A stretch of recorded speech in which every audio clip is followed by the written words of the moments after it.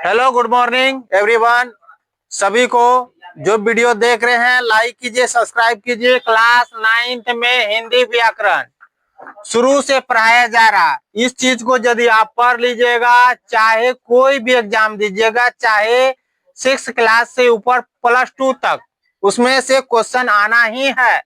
Video को देखिए पूरा और लाइक कीजिए, सब्सक्राइब कीजिए। तो चलते हैं वर्णों के भेद। पूछेगा कि वर्ण के कितने भेद हैं, तो वर्णों के 2 भेद, यानी या वर्णों के पूछेगा, ये भी पूछ सकता है कि वर्णों के कितने प्रकार। तो वर्णों के 2 प्रकार हैं। कौन कौन? एक स्वर वर्ण और एक है व्यंजन वर्ण।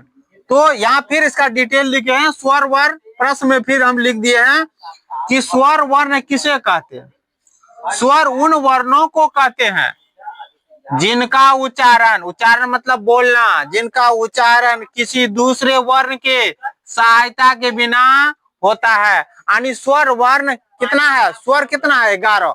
वो किसी से मदद नहीं लेता है, ना किसी के पास सहायता मांगने के लिए जाता है। वो बिना, ऐसे ही जैसे लिखा है, वर्ण किसी की सहायता के बिना यानी खुद ब खुद वो उच्चारण करता है। जैसे उसमें क्या है?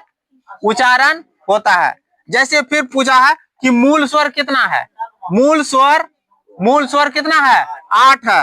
ओ, आ, हर्षई, दीर्घई, हर्षऊ, दीर्घऊ, ए, ओ, कितना हुआ?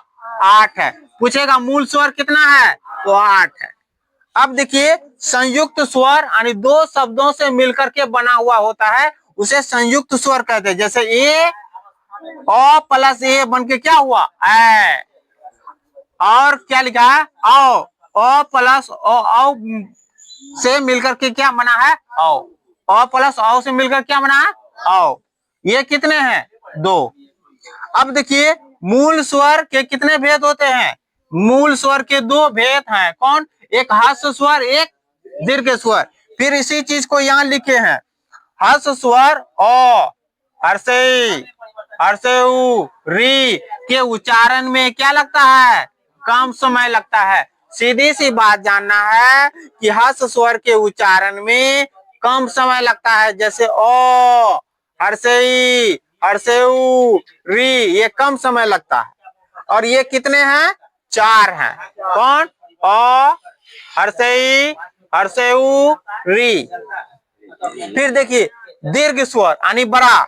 दीर्घ स्वर आ, दीर्घई, दीर्घऊ, ए, ओ, औ के उच्चारण में कितना समय लगता है? दुगना समय लगता है। जैसे ओ कोई बोलेगा ओ और कोई दूसरा स्टूडेंट बोलेगा आ, तो उसका मुंह बड़ा खिड़ जाएगा। तो इससे पता चलता है कि वो दीर्घ स्वर है।